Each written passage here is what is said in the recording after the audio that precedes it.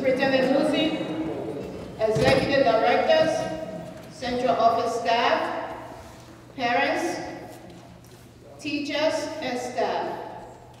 Before I proceed, I would like to recognize the parents that are here. We have Ms. Smith. Ms. Smith, please stand up. Thank you. We have Ms. Anderson. Ms. Anderson, please stand up. Thank you. And we have Ms. Rivera. Please stand up, Ms. Rivera. And we have Kula, who is always working with us and representing us for the Parent Engagement Center. I would thank everyone for being here. Thank you for finding time. Superintendent, we are very appreciative, and all members of the Central Office staff, thank you for being here. Our school has come a long way. As a focus school, we did not see our status as a discouragement, but rather as an opportunity to do those things that will help us improve teaching and learning, and hereby escalate student improvement and close the achievement gap. Our teacher leaders have been working extremely hard and closely with Mr. Palmieri and Mr. Sheehan from the District Leadership Office, who have throughout this academic year have focused on rigor and looking at student work. Mr. Palmieri and Mr. Sheehan have been of enormous support and assistance to our school and instrumental in having us arrive at this level. We have made progress. We are now a school that is completely different from where we were in the beginning of the school year. No doubt, the tremendous efforts, time, and commitment have brought our school to this level. We are grateful to our entire faculty and staff for all their efforts and cooperation. It has not been an easy process. Change can be difficult, but we have embraced the change. We are particularly grateful to our teacher leaders who have worked so hard and are about to showcase looking at student work using the Annenberg Protocol. Ladies and gentlemen, thank you for coming, and we hope you find this beneficial. Thank you.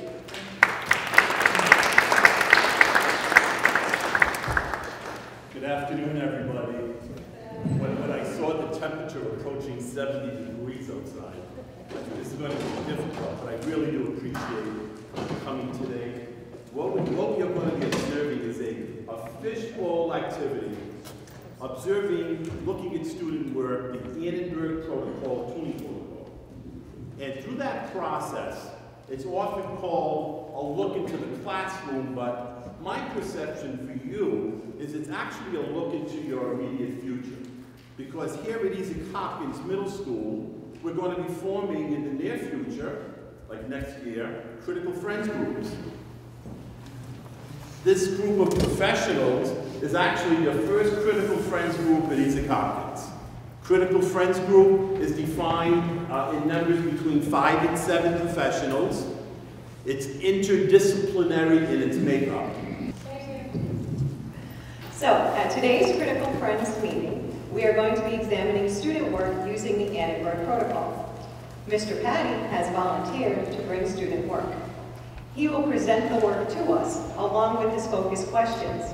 While he is doing so, we will remain silent. After he has completed presenting his student work, we will have the opportunity to ask Mr. Patty clarifying questions. Once he has answered our clarifying questions, we will begin to taxonomize his work.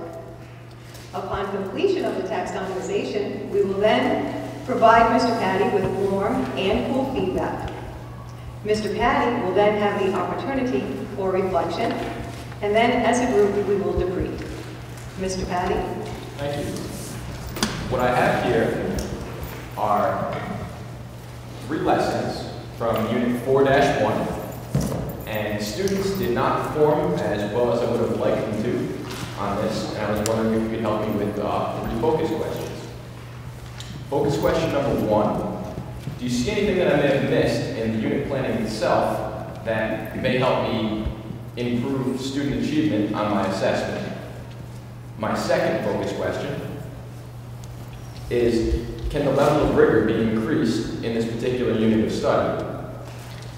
And then finally, do I appear to have alignment between my objectives, my activities, and then my summative assessment? Great, thank you. Do we have any clarifying questions for Mr. Patty? Yes, Mr. Bone, I have one. Are there any teacher assistants assigned to the class? There are no teacher assistants in that class. Is this a homogeneous or a heterogeneous grouping? Students are grouped heterogeneously. And what is the class size? 26 students. Any other clarifying questions? As I look through the unit, I think it's best if we divide it up into 3 days. Day 1, day 2, and day 3. Do I have a volunteer or two to take a look at day 1? I'll take day 1.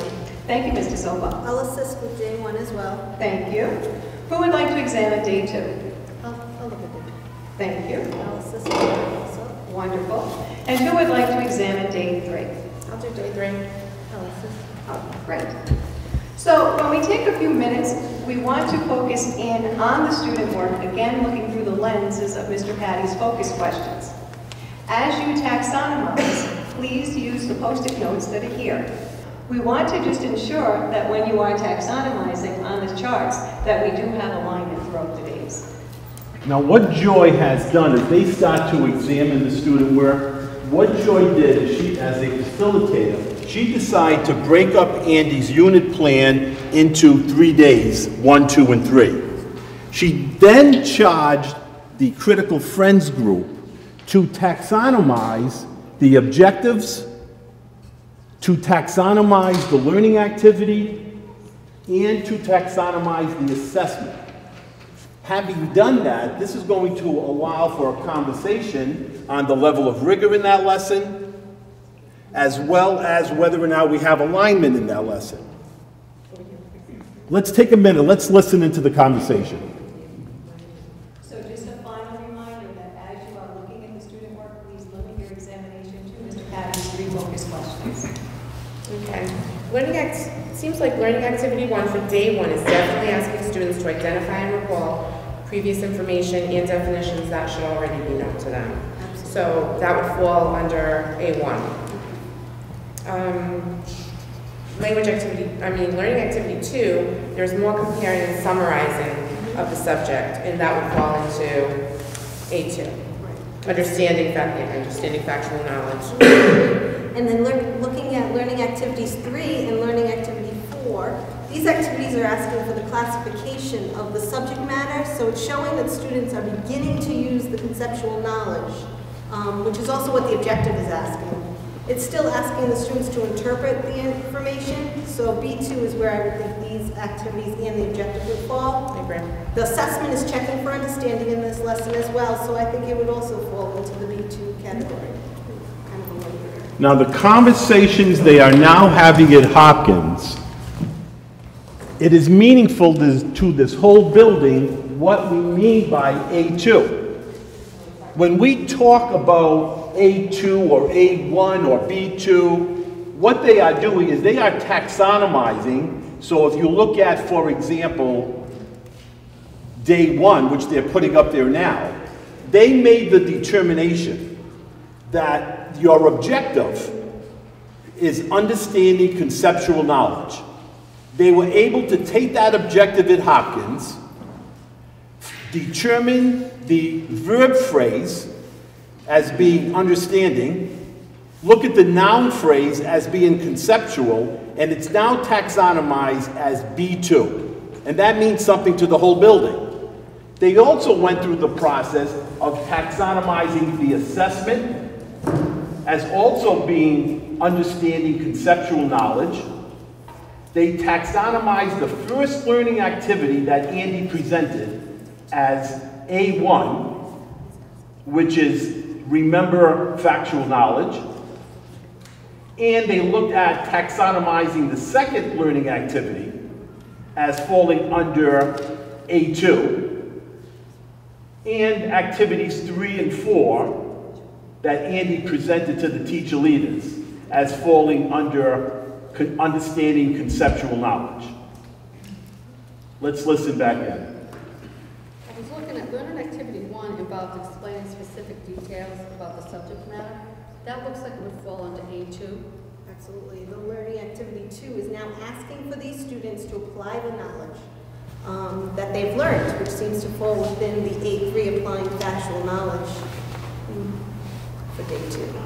Absolutely. Looking at learning activities 3 and 4, both of these activities are addressing applied conceptual. Yep, he's having his students calculate the results of these different categories, so it's good. And the objective and the assessment are aligned, and it's also starting to show a higher level of rigor. Excellent. That's where we want to go.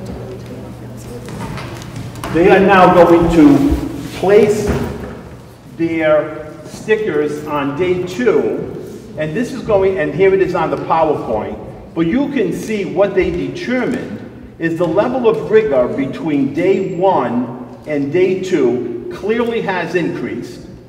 You can look at this chart as they are, and they're saying what the teacher said they're teaching, applied conceptual.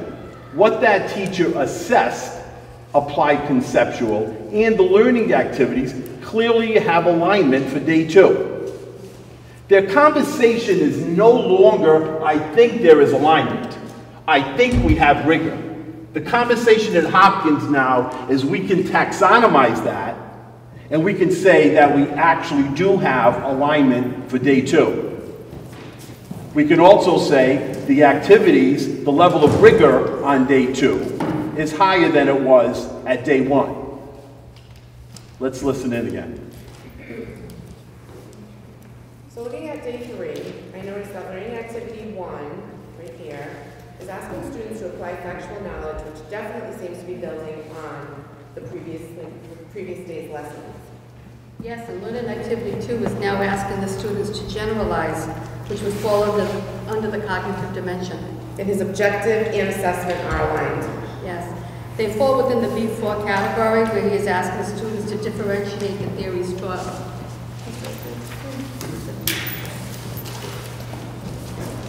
Again, they went through the same process with day 3, with the unit plan that Andy presented, as they did with day 1 and day 2. They will use that taxonomization as a springboard to discussions. Again, on day 3, your objective is analyze conceptual, as is your summative, as is activity 2. Activity 1 is applied factual. As you look from day 1 to day 2 to day 3, you can clearly see, as you taxonomize it, the level of rigor increases each day. And you can also see the alignment between what the teacher said they're doing and what they're assessing.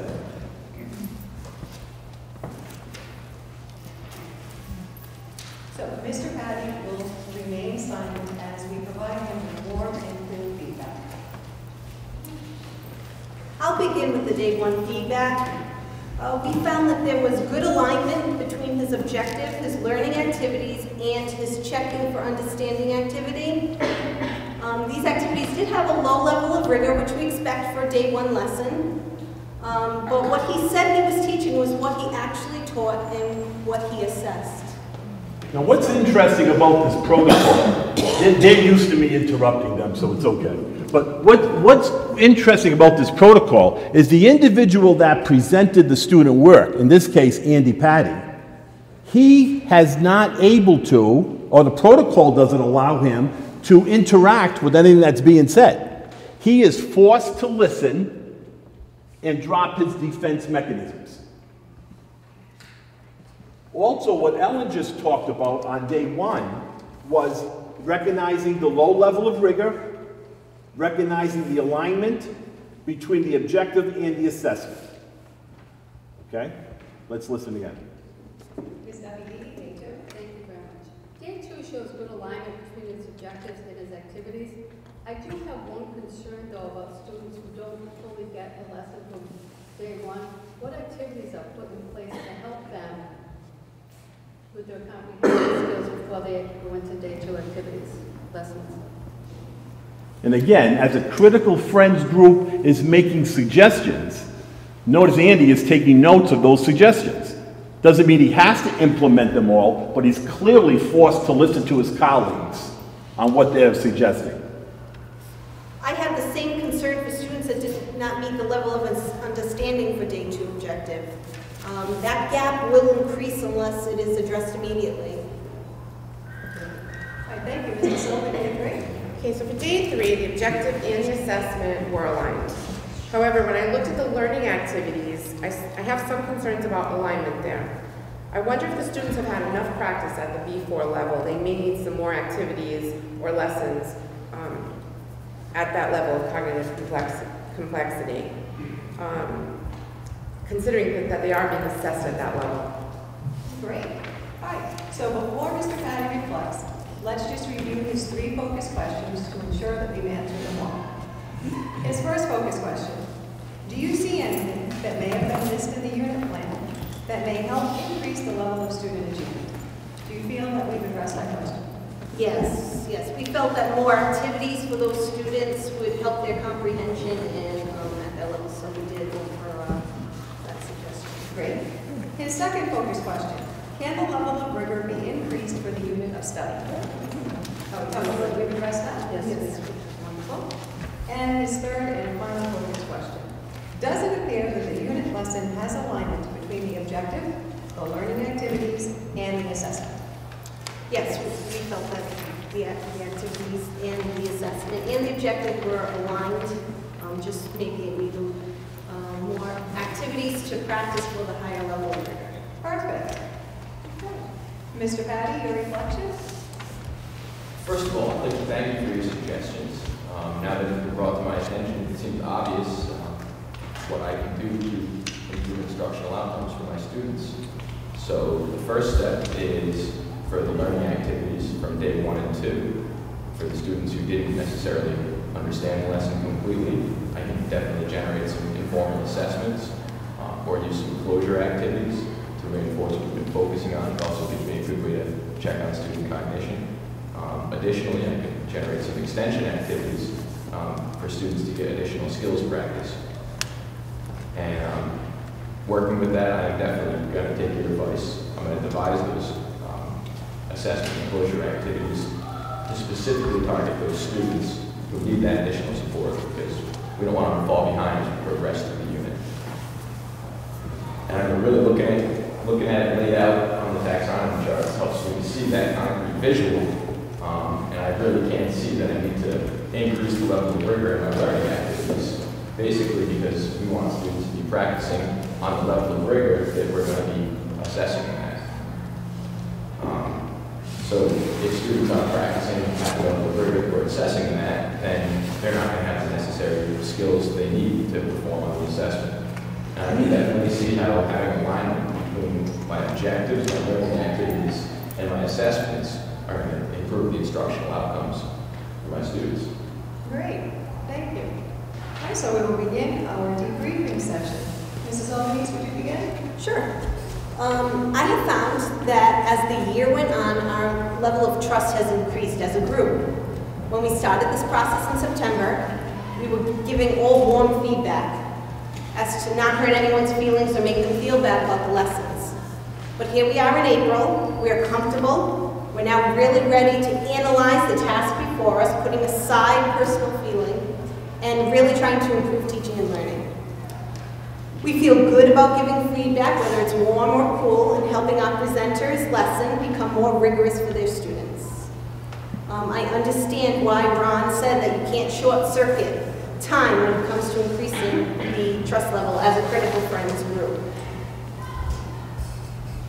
I gotta say, it wasn't easy. You guys went through, picked my work apart. You know, I worked very hard on it. But, I mean, it's, I can see what the protocol forced me to listen and not use my normal defense mechanisms, you know, and praise is nice, but it's that constructive criticism that really helps you to improve as a teacher.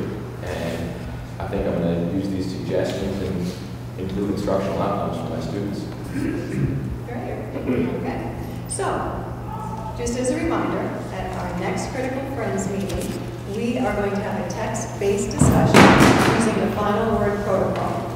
Please come prepared, having read Chapter 3 of Richard Dufour's Professional Learning Communities. The session after that, we will once again examine student work. Do I have a volunteer to be Mr. Patty and bring samples of student work? I'll do that. Oh, thank you, Mr. Silva. And do I have a volunteer to be the facilitator? I'll do that, Mr. Bowman. Thank you, Ms. Duffy. There being no further business, that concludes our session. Nice job.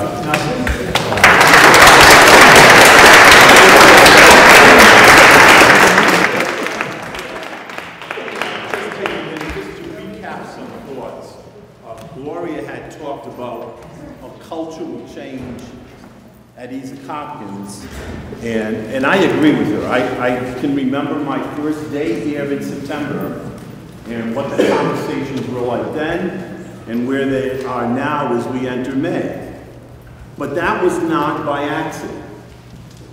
You have a school district that's providing systemic professional development to this school all year long. It was not a snapshot approach where I came in here and did a minute of PD and never saw them again.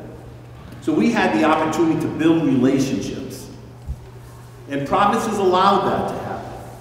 When I present nationally, I just came back from Memphis, and I tell my friends in Memphis and where I'm working in Louisiana, the type of professional development that's provided in Providence, I know they shake their head yes, but I know they don't believe that. Because it's unique. And it's unique within the state of Rhode Island. I don't know any district that provides that systemic, ongoing PD. So yes, there was a cultural change, and that's where it started. And then I walk in here, and I have an administrative team that is totally committed to the process. Every time I met with my friends here, sitting right at this desk was Gloria. Every single time. And she's able to be there because Alana allowed her to be here because Alana's doing her thing. So you have a wonderful administrative committed team that made this possible. The culture, the respect between the teacher leaders and the administration, it's evident to me. Not that they agree every minute, but they respect each other. And then you talk about the teacher leaders, and I promised them this and I won't embarrass them, I lied to them. because I don't respect them. They are absolutely wonderful. The energy they put in. And then, as we went through the professional development, Joy is providing it to the faculty as an extension of what we're doing, but that commitment was so evident. Their professionalism. And then when I started meeting the staff and walking around and getting to know, when I sat in that faculty meeting that Joy was, remember that? She was presenting the rigor. It was so clear to me the respect that you had for Joy and how she reciprocated that. So this is not by accident. Yes, there is a cultural change here, but there was a roadmap to that. When we looked at the very, very beginning in September, the way this worked was, it went like this. I would work with my friends here, and we worked on something called the interview technique, because we wanted to collect from you some perceptual data.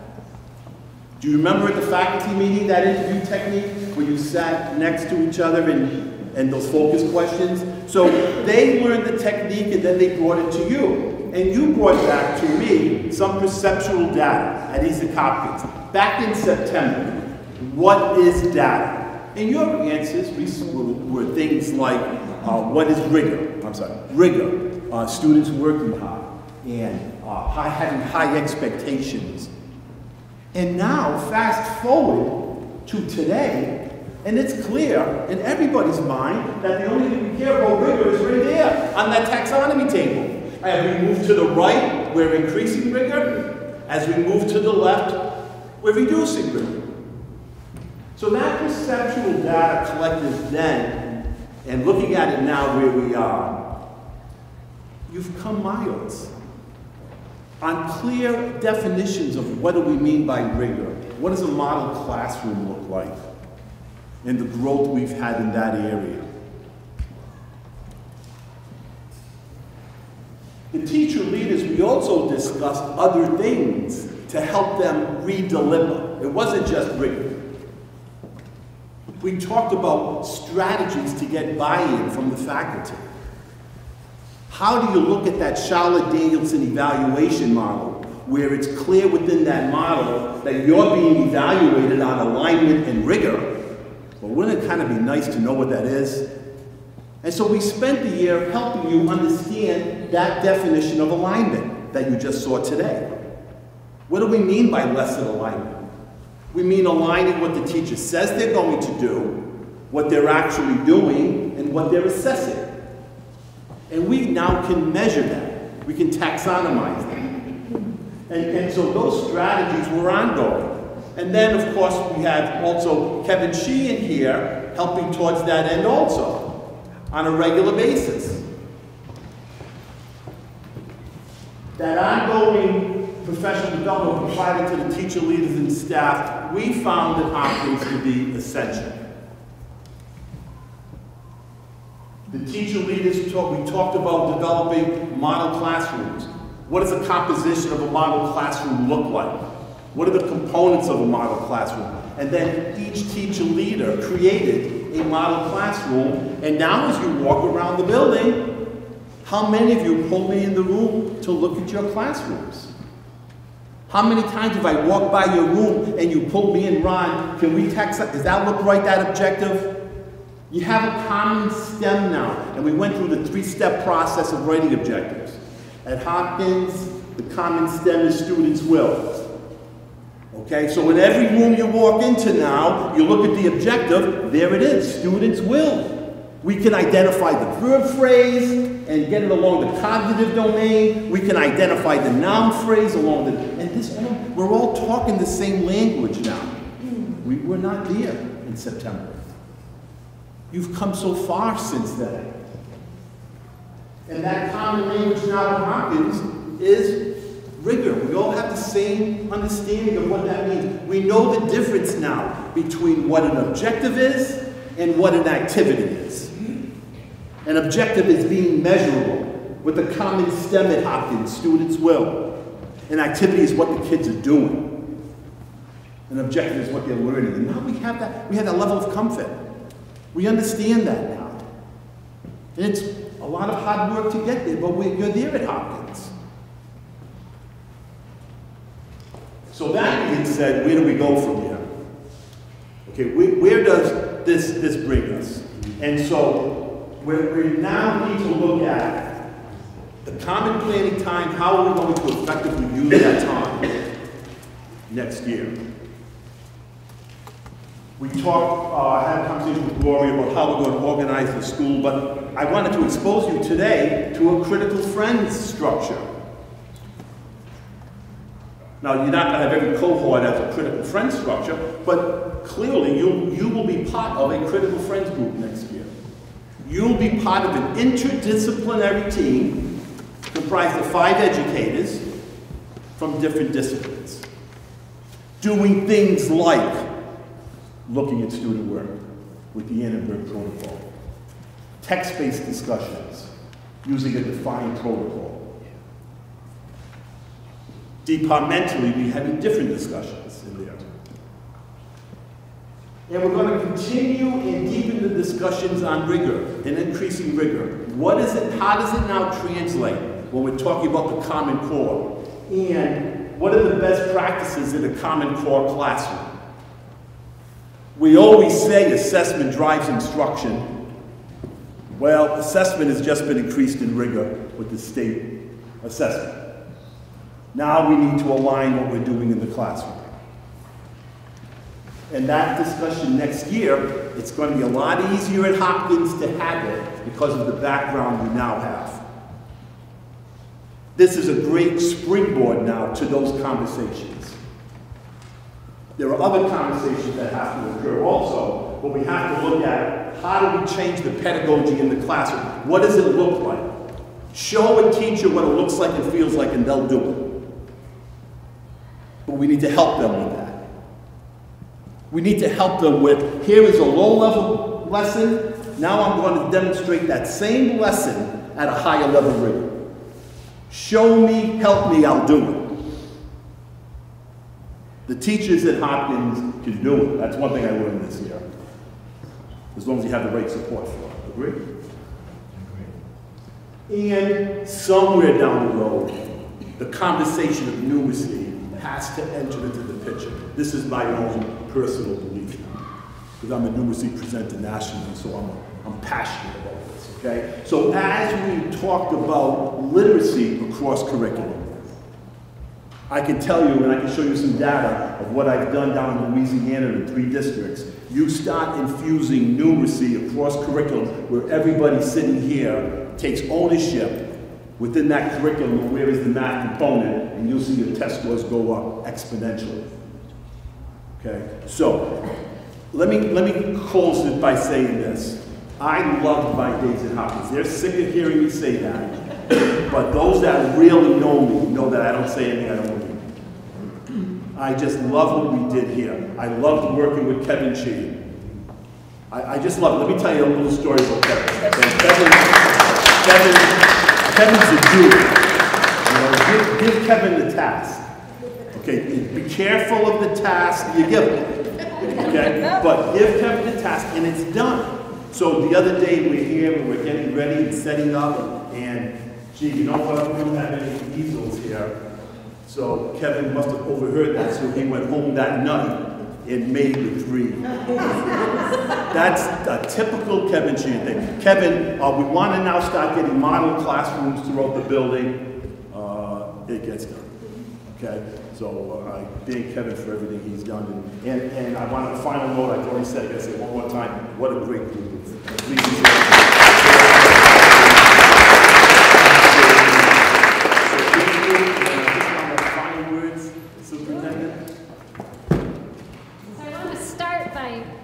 Reading you what I tweeted, because I sent a picture.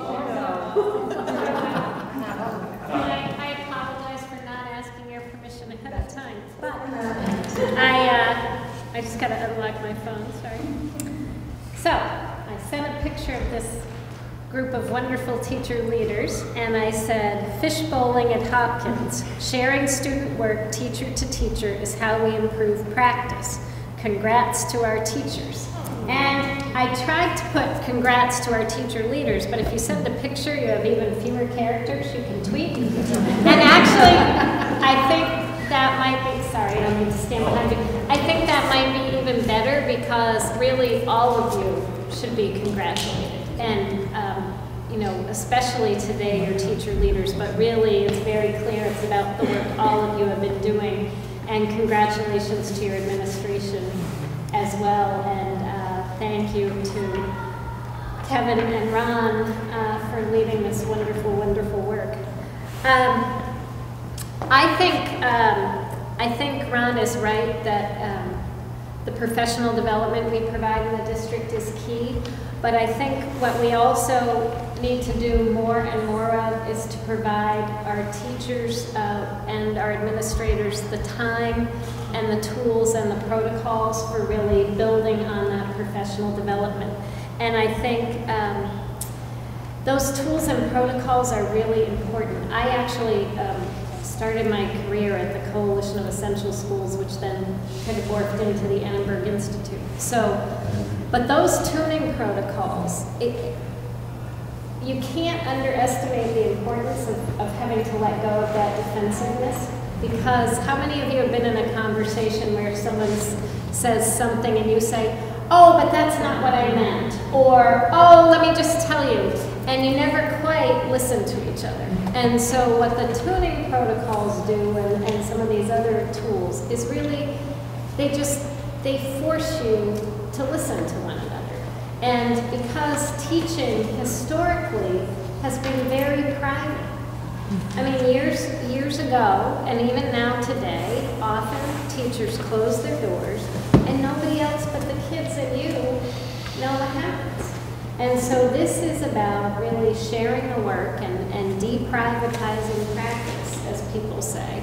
And these tools and protocols really help. They provide you a really good vehicle for doing that. And I've also used similar approaches or protocols in other kinds of difficult discussions, whether it's a something difficult that happened interpersonally between two people, or anything that you really need people to hear each other before they respond.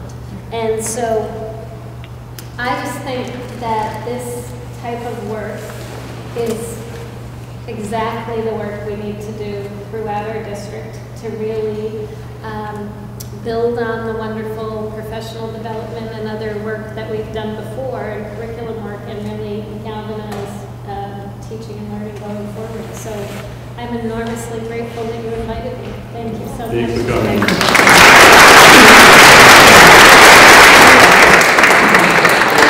There's plenty of food out there.